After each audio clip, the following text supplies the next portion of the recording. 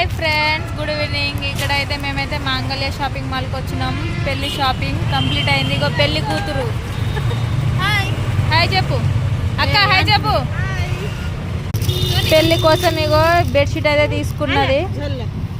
మొత్తం 50,000 అయినాయి.